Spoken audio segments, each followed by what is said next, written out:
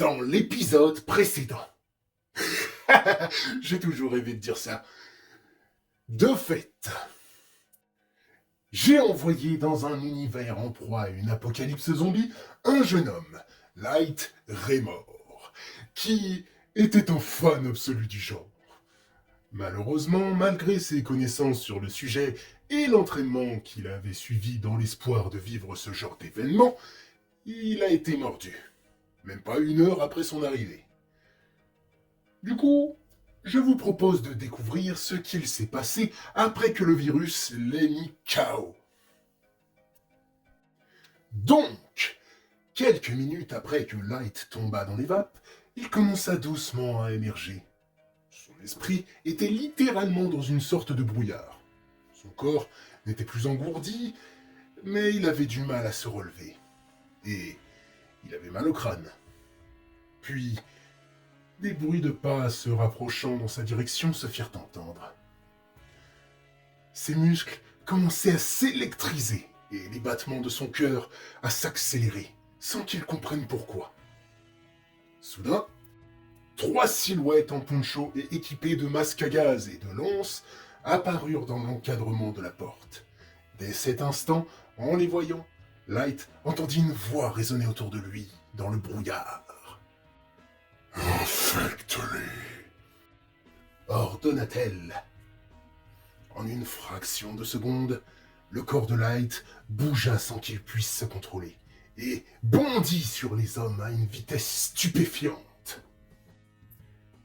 Les 3 personnes n'eurent même pas le temps de réagir avant que l'un d'entre eux se fasse mordre au cou par le nouvel infecté.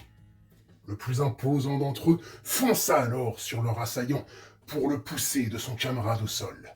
Puis, le dernier sauta sur l'infecté, lance en avant. Mais la créature esquiva l'attaque en bondissant sur un des murs. Puis, en se servant de celui-ci, elle se propulsa sur le plus costaud, qui regardait son ami au sol convulsé violemment, l'air stupéfait. Quand soudain, trop distrait par l'état de son camarade, il se fit plaquer au sol violemment et sentit la mâchoire de la créature se refermer sur son cou. Celui encore debout rugit de colère et essaya d'embrocher la chose qui s'en prenait à ses amis, mais sa cible esquiva la pointe de sa lance, qui vint s'enfoncer dans le sol après une puissante détonation provenant de l'arme, juste à côté de la tête de la dernière victime de l'infecté. La vache, ce que cette scène m'a fait kiffer. Oui. Quant à Light, son esprit toujours dans le brouillard, il ne comprenait pas ce qui se passait, alors qu'il ressentait clairement que son corps bougeait de lui-même. Il essayait de se sortir de cette situation et de reprendre possession de son corps depuis le début de l'attaque. Le virus luttant pour garder le contrôle. Enfin, la pointe de la lance profondément enfoncée dans le sol, le dernier homme du groupe se précipita sur la lance d'un de ses camarades, qui continuait de convulser. Confus, il regardait ses amis en train de convulser, comme si c'était la première fois qu'il voyait ça.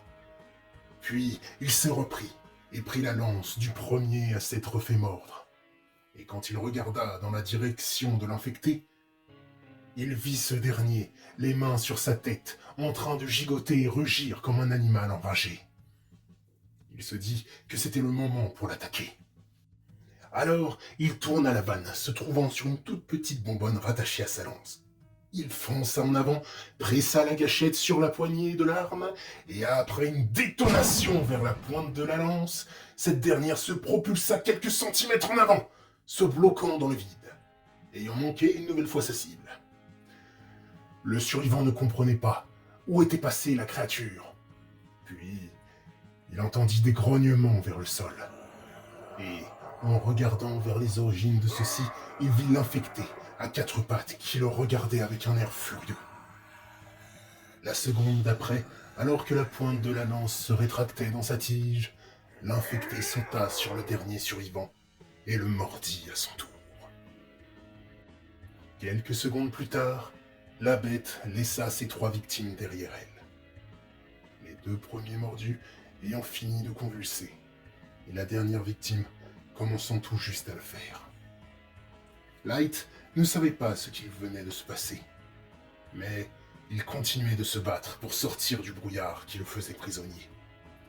L'infecté, de son côté, grognait, se tenant la tête et se secouant dans tous les sens pour essayer de faire taire la conscience de Light qui ne voulait pas s'éteindre. La lutte dura environ 3 heures.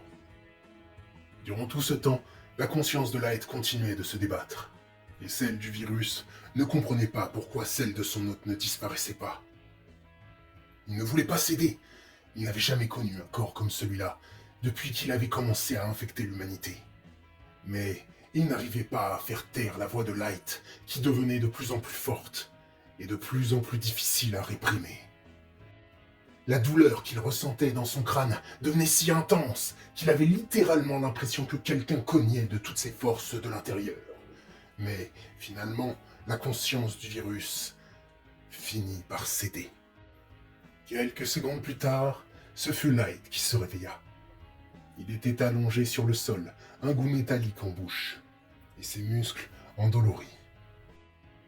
Pour vous donner une idée de son état et de ce qu'il ressentait, imaginez le lendemain après que vous soyez mis une énorme caisse et que vous vous soyez tapé une séance de muscu dans la foulée jusqu'à tomber d'épuisement pendant la dite cuite.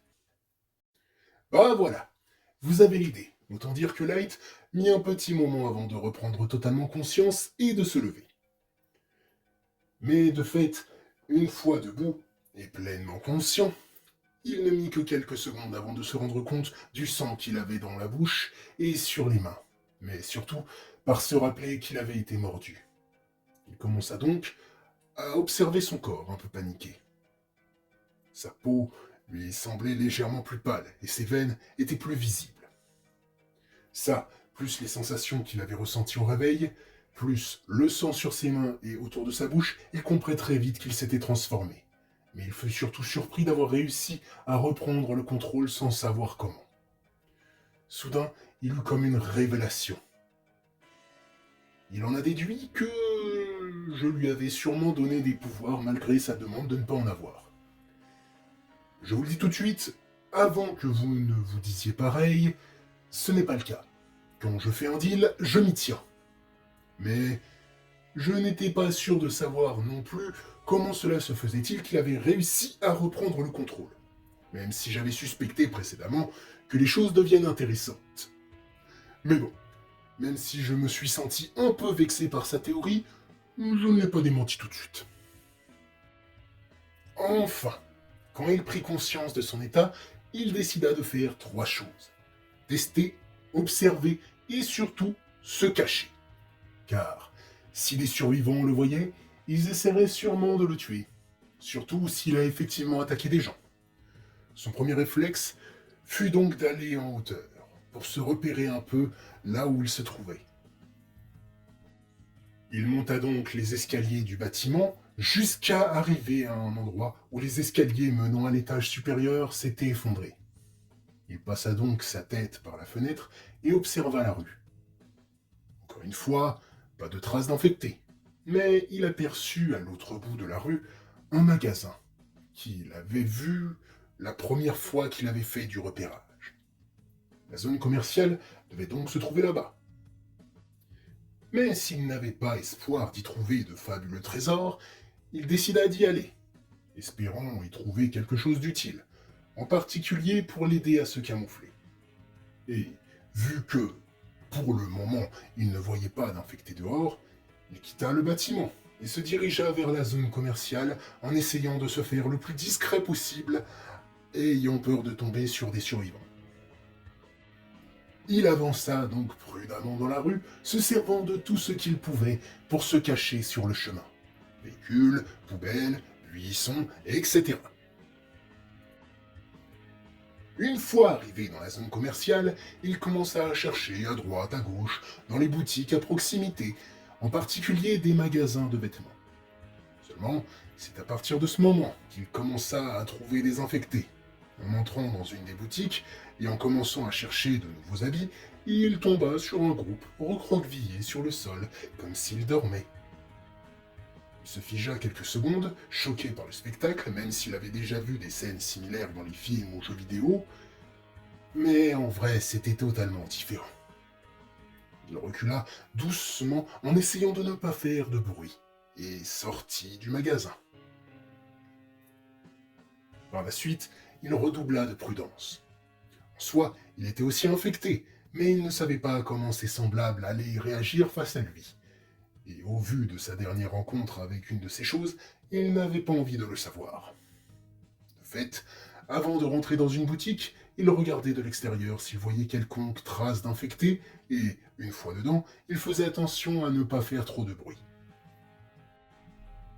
Finalement, au bout de quelques heures de recherche minutieuse, il rassembla quelques affaires qu'il avait trouvées dans les rayons ou sur un cadavre qu'il avait croisé, et il fit l'inventaire de ce qu'il avait récupéré. Un sac à dos noir, un suite à capuche gris, des gants de jardinage rouge et noir, un jogging gris et des chaussures de randonnée marron qu'il avait trouvées dans différentes boutiques. Et une flasque vide, une paire de jumelles légèrement abîmées, un masque à gaz et une carte de la ville qu'il avait trouvée sur un cadavre habillé en militaire. Il l'avait trouvé recroquevillé dans un conduit d'aération, comme s'il s'était caché jusqu'à en mourir. La mort semblait relativement récente, seule l'odeur l'avait alerté. Mais aussi, bizarrement, celle-ci ne l'avait pas tant dégoûté que ça. En fait, limite, ça lui avait donné faim. Mais il n'avait pas encore assez faim pour se mettre au cannibalisme. L'idée même de le faire lui donnait même des hauts le cœur. Il alla finalement dans une cabine d'essayage et enfila ses nouveaux vêtements. Puis se regarda dans une glace. Grâce au masque, aux gants et au sweat à capuche, son visage, ses bras et ses mains étaient cachés. Il avait le jogging et les chaussures de randonnée pour cacher le bas et lui permettre de se déplacer facilement. Il regarda ensuite la carte de la ville qui s'appelait Kogemar du coup. Il y avait des marquages et des points de repère dessus, mais trois choses attirèrent son attention. Tout d'abord, plein de petits points qui entouraient un lieu qui n'avait aucune marque, la base militaire de la ville. Ensuite, la zone où il se trouvait, qui faisait partie de plusieurs zones nommées zones d'intérêt. Et enfin, un endroit entouré comme une cible, nommé le camp des hautes tours. Quelque chose se passait visiblement dans cette ville, mais Light ne voulait pas y être mêlé. Pour l'instant, il voulait surtout se cacher et en apprendre plus sur sa situation. Mais le crépuscule arrivant, il décida surtout de chercher un endroit où dormir. Malheureusement, ne connaissant encore rien de ce monde, il ne savait pas où aller pour être en sécurité. Mais il se rappela soudain du cadavre qu'il avait trouvé. Il avait réussi à se cacher dans le conduit jusqu'à en mourir sans se faire trouver. Ce n'était peut-être pas ce qu'il y avait de mieux, mais il n'avait plus vraiment le temps de chercher pendant des heures. Et il n'avait pas envie de retomber sur une horde durant ses recherches, alors qu'il avait déjà un endroit qui avait fait ses preuves. Il retourna donc là où il avait trouvé le corps, et après avoir enfermé celui-ci dans un placard à cause de l'odeur, il s'enfonça dans le conduit doucement, la tête vers la sortie du conduit, puis il remit la grille pour bloquer l'accès. C'était plutôt exigu, mais il ne voulait pas faire le difficile. Après tout, il avait trouvé un lieu où se reposer après cette journée infernale. Il se doutait que ça serait une aventure compliquée, mais jamais il n'aurait imaginé qu'il aurait été infecté à peine arrivé, et encore moins qu'il aurait pu conserver sa conscience. Les autres infectés n'avaient pas l'air d'avoir conservé la leur, et il se dit à nouveau que j'avais dû lui donner une capacité à son insu. J'avoue que ça commençait à m'agacer qu'il s'imagine ça. Enfin, alors qu'il réfléchissait à sa situation et à ce qu'il allait faire ensuite, il finit par s'endormir. Quant à moi, je trépignais d'impatience de savoir ce que son nouveau statut d'infecté conscient allait réserver pour l'avenir. Mais ça, vous le saurez dans le prochain épisode. Ça aussi, j'ai toujours rêvé de le dire.